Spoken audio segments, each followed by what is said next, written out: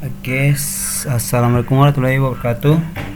Perkenalkan, nama saya Ines Rumetna. Di sini saya akan menjelaskan materi atau tugas yang diberikan oleh dosen kami Pak Wasis. Teman-teman, di sini materinya itu tentang FCS. Di sini FCS itu adalah sekumpulan perangkat elektronik yang berfungsi sebagai pengendali aktuator yang ada di lapangan. Semua algoritma kontrol yang merupakan jantung dari sistem kendali berada pada field control station ini. Dan bisa dibayangkan apabila VCS ini mengalami fail atau kegagalan, maka seluruh proses kendali yang ada di bawahnya akan mengalami gangguan atau fail juga. Oke, di sini ada beberapa teknik untuk menghindari gagalnya VCS ini. Itu salah satunya adalah membuat redundance sistem dan perangkat modul FCS. Tiap modul FCS yang berupa power supply, CPU modul, dan I/O modul dibuat redundant. Kemudian di sini ada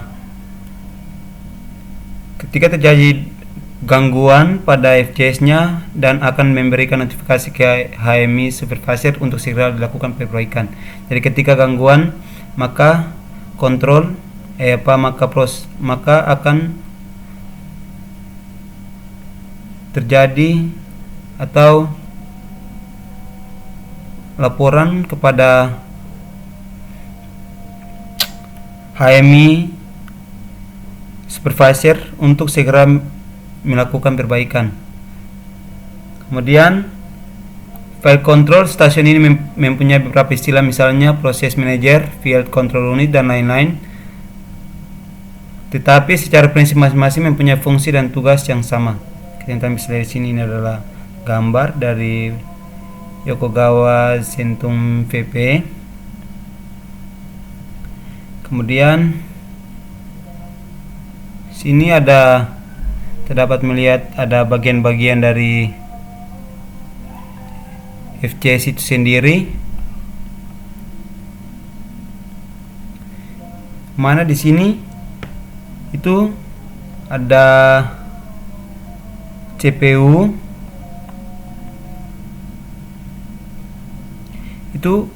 CPU itu berfungsi untuk memproses dan mengelola simulasi kalkulasi perintah, kemudian melakukan operasi aritmatika dan logika terhadap data yang diambil dari memori atau dari informasi yang dimasukkan melalui perangkat keras lainnya untuk menunjang pengoperasian.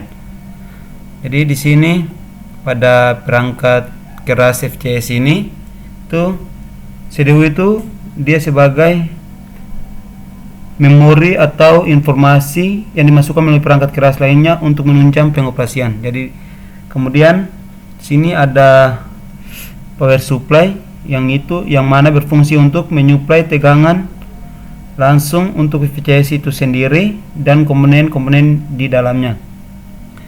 Kemudian dalam FCS ini juga itu ada bagian FVL net coupler, itu berfungsi sebagai device untuk berkomunikasi dengan sistem bus communication. Kemudian yang berikut juga ada I/O itu. Jadi sini modul I/O ini berfungsi sebagai jembatan penghubung atau inputan yang akan diolah atau dikontrol seperti proses variabel. Itu misalnya temperatur, flow, level, pressure, dan lain-lain. Dan juga modul untuk output menuju aktuator untuk mengkoreksi agar PV sesuai dengan SP. Teman-teman dapat lihat di sini. Jadi modul I/O ini itu berfungsi sebagai jembatan penghubung antara hasil pembacaan atau penulisan data oleh prosesor modul dengan peralatan yang ada di lapangan. Teman-teman bisa lihat, ini adalah gambar dari modul I/O input dan auto output. Jadi dia masuk, kemudian dimasuk ke modul analog modul atau modul analog. Kemudian dia bagi ke analog inputan AL, kemudian dia masuk juga pada analog analog output AO. Kemudian di sini ada dua, jadi ada yang analog modul sama digital modul. Jadi digital modul ini itu dia terbagi dua lagi, jadi yang satu masuk ke digital input atau DI, kemudian yang satu masuk ke digital output atau DO. Oke.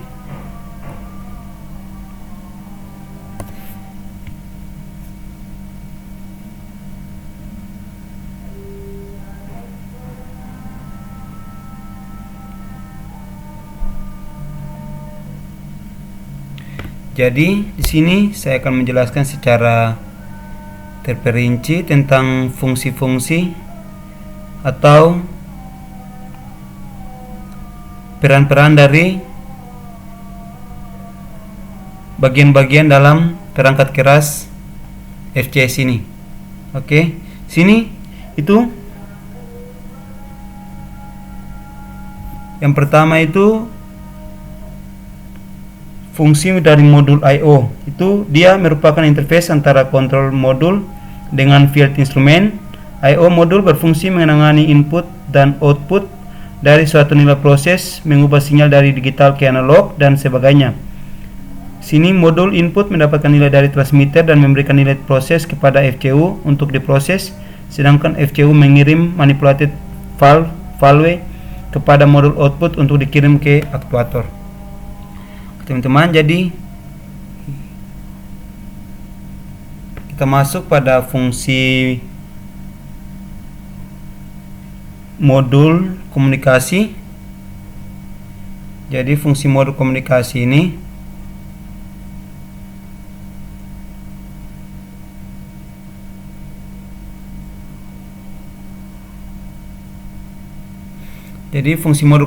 ini itu dia berfungsi sebagai media penghitung atau penghubung antara sekumpulan I/O yang disebut anode dengan rek utama yang terdapat prosesor modul. Pada modul komunikasi juga terdapat prosesor, tetapi prosesor ini bukan berfungsi sebagai pengolah data proses di lapangan, tetapi sebagai pemroses data digital yang dikirim atau diterima I/O modul untuk dikirim atau diterima oleh instrumen di lapangan maupun pada modul prosesor. Teman-teman, jadi ini adalah fungsi dari modul komunikasi. Kemudian teman-teman bisa lihat sini, ini adalah tipe modul, kemudian ada tipe sinyal, kemudian ada modemnya, kemudian ada I/O point per modul. Kalian bisa baca pada tabel ini. Kemudian sini ada yang ketiga, itu ada fungsi dari modul power supply. Itu dia bertugas memberikan dukungan penuh terhadap daya listrik yang dibutuhkan oleh semua peralatan pada FCS, yaitu prosesor modul, I/O modul, communication modul untuk kerja power itu sendiri dan modul-modul yang lain. Oke, jadi modul ini bertipe redundant karena tidak diizinkan sebuah FCS bila terjadi kegagalan akibat gagalnya power supply. Kemudian teman-teman bisa lihat sini adalah gambar dari mounting ekspansi I/O modul dan marshalling kabinet tersendiri. Oke, teman-teman bisa lihat pada gambar ini. Oke, jadi sini juga akan jelaskan tentang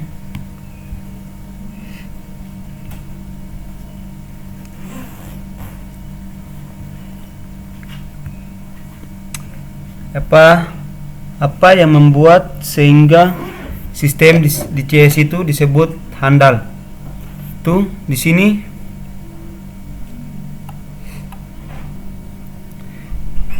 sistem di CS disebut handal apabila memiliki fungsi kontrol terdistribusi sehingga dapat bekerja dengan maksimal. Kemudian modifikasi interlock sangat mudah dan fleksibel. Sistem redundansi tersedia di setiap level, kemudian maintenance, troubleshooting, dan wiring menjadi lebih mudah, kemudian informasi PV sesuai dengan keinginan user. Oke, teman-teman, jadi itu adalah keuntungan dari keandalan dari sistem itu. Kemudian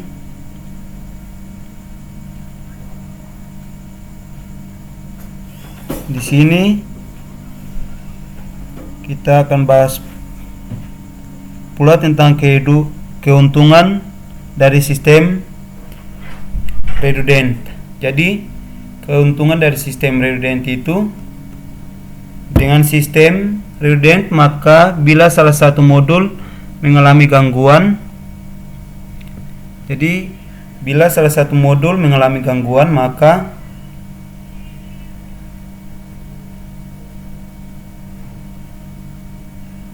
modul yang standby aktif akan langsung mengambil alih fungsi. Jadi sistem ini dapat membackup agar ketika terjadi file seperti misal pada FCS, maka seperti tidak terjadi gangguan karena modul yang standby aktif akan langsung mengambil alih. Jadi itu adalah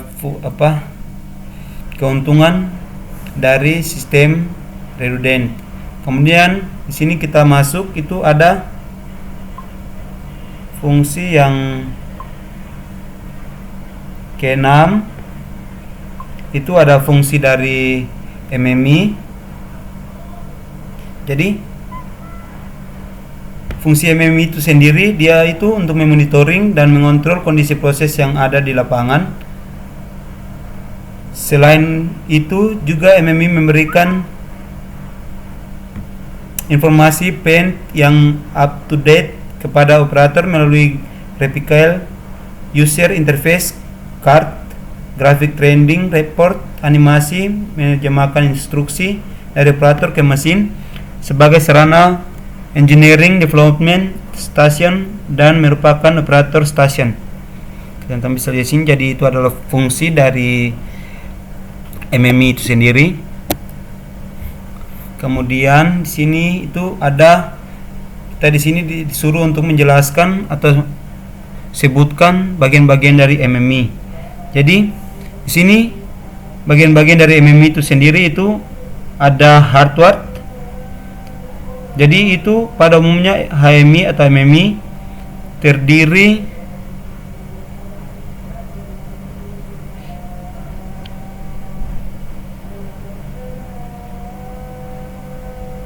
dari komputer dan display di monitor CRT atau LCD, di mana kita bisa melihat keseluruhan sistem dari layar tersebut. Layaknya sebuah komputer, HMI biasanya dilengkapi dengan keyboard dan mouse dan juga bisa berupa touchscreen. Kemudian itu ada software, itu perangkat lunak yang sisi klien yang mempunyai fungsi utama sebagai antarmuka penghubung antara pengguna user dengan server. Kemudian memory server adalah perangkat lunak pada sisi server yang mempunyai fungsi utama sebagai penghubung antara klien dan microcontroller. Teman-teman, jadi itu adalah fungsi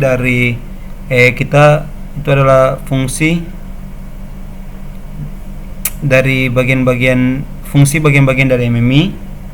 Kemudian sini ada yang ke-8 itu ada yang berikut itu ada otoritasi aplikasi yang ada pada MMI. Jadi otoritasi yang ada pada MMI itu sendiri itu yang pertama adalah penginputan nilai set point. Kemudian yang kedua ada memonitori variabel yang berada di lapangan. Kemudian pengaturan level keamanan dan menyediakan alarm history. Teman-teman bisa dengar sendiri. Jadi di sini otoritasi aplikasi yang ada pada MMI itu ada 4 itu. Jadi yang pertama menginput, kemudian yang kedua memonitoring, yang ketiga pengaturan level, kemudian yang keempat menyediakan alarm. Kemudian di sini itu ada penjelasan, kita diminta untuk menjelaskan tentang peralatan pendukung dari MMI itu sendiri. Itu yang pertama itu ada GUI, atau graphic unit interface. Yang kedua ada HIS, yaitu human interface station, kemudian ada driver, kemudian keyboard dan mouse. Jadi dalam peralatan pendukung HMI ini ada 5. Jadi yang pertama itu GUI, kemudian HIS, kemudian ketiga ada driver, yang keempat ada keyboard dan mouse. Oke, jadi di sini yang ke-10 atau yang terakhir itu kita jelaskan cara optimasi MMI ditinjau dari kemudahan operasional proses. Jadi di sini itu kita dapat memasangkan HMI dengan PLC, di mana umumnya device dengan merek yang sama, sedangkan untuk HMM tidak memerlukan device yang sama seperti Omron, Yokogawa dan lain-lain. Dengan catatan HMI dan PLC memiliki tipe komunikasi yang sama sehingga akan dapat terhubung satu sama lain. Oke teman-teman, jadi sini saya sudah menjelaskan dari beberapa soal ini, itu ada 10, kurang lebihnya seperti itu teman-teman. Jika ada yang kurang saya mohon maaf. Sekian dan terima kasih.